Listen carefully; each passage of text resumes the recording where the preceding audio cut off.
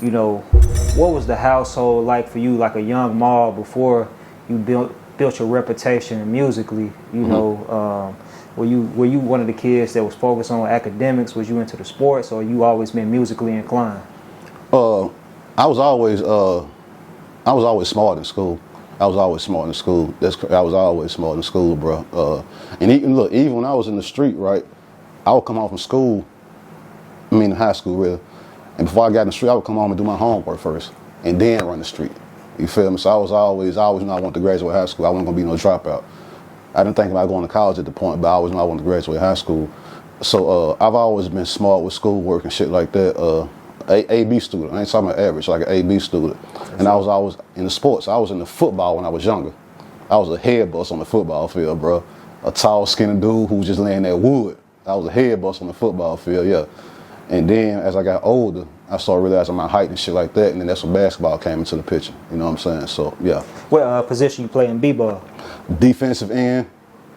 We say football or basketball? Oh, tell us both, yeah, because I ain't asked you what position. In football, my first year I was the quarterback. My first year I was the quarterback in football, and then quarterback. I was at the quarterback, bro. Then my second and third year, we talking little league.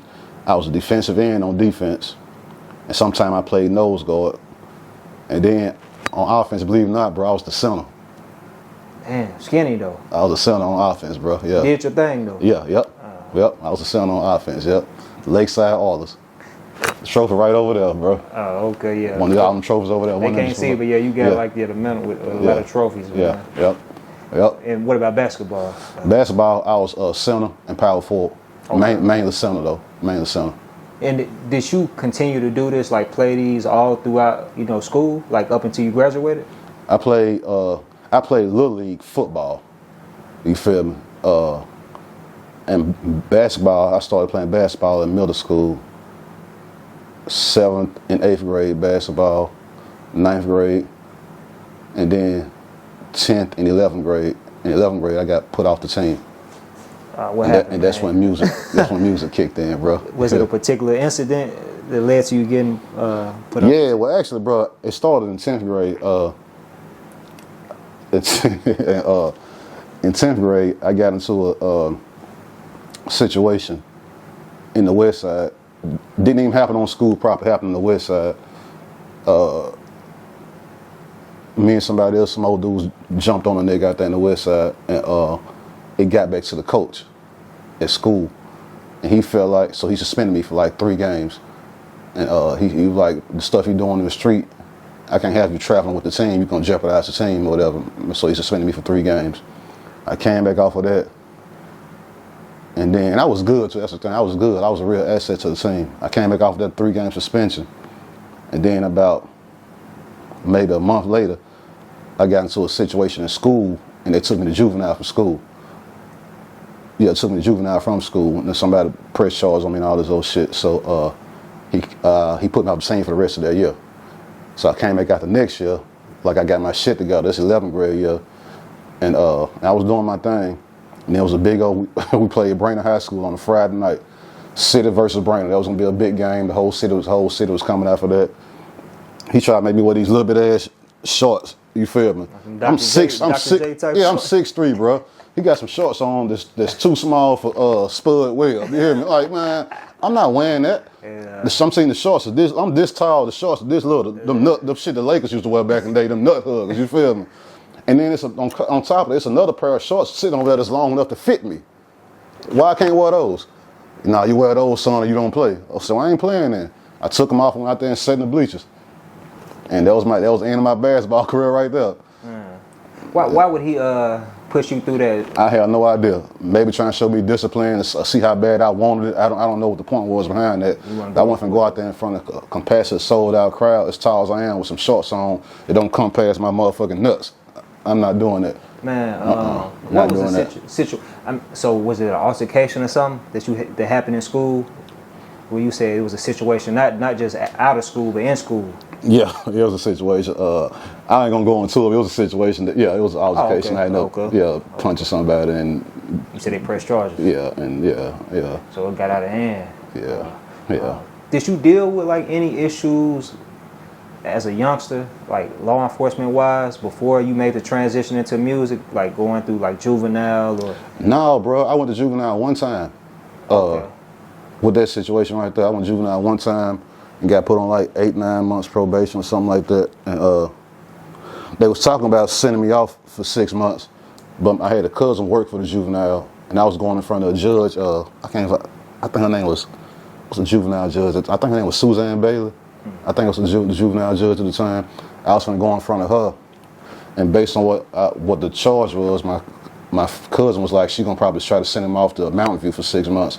So she was able to go in there and get the judge switched to another judge, and the other judge gave me like 8 months probation. Oh, she messed with you. And I almost violated that. You feel me? But that was my only juvenile run-in. That was my only juvenile run-in. So other than that, you steered pretty clear of the law enforcement. Like, yeah, that don't mean I wasn't. That don't mean I was an angel, but yeah, yeah. Nah, not even saying like you wasn't. You know, out there doing them, but you also avoided like getting arrested and stuff.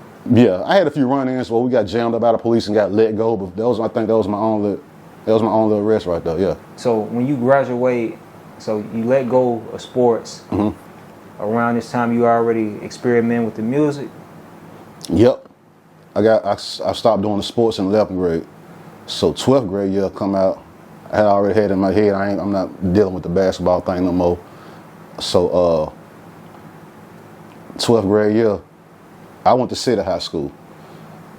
China High School, which is another high school, they had a talent show this year, a citywide talent show that people from all schools on this talent show, right?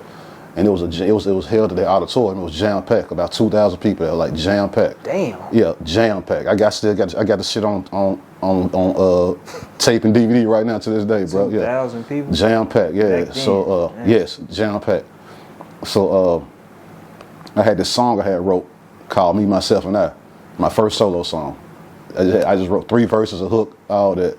I had a beat to it on a cassette tape. Original beat? So you ain't rap over nobody instrument? No, it was original beat, on the cassette tape, yeah. And so I said, I'm finna enter this talent show. I didn't really care. And here go the thing, bro. I wasn't trying to win the show. I didn't care about winning. I just want to get up there and show I know how to rap a little bit. That was my whole goal right there, just get up there and show I know how to rap a little bit. And this I knew I was on to something. You got people from China High School was in the show. It's held at China High School. And they got people from their school in the show. Brainerd High School, Howard High School, and City High School. So people from all schools showed up to support the people from their school. But China got the home court advantage because this is at their location. So all of them are there, right?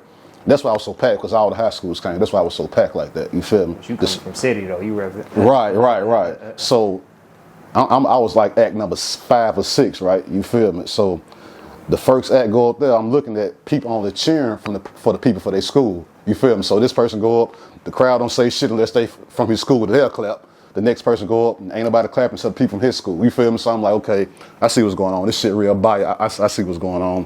When I got up there though, everybody went crazy. I'm like, damn. All schools, I had everybody rocking with me.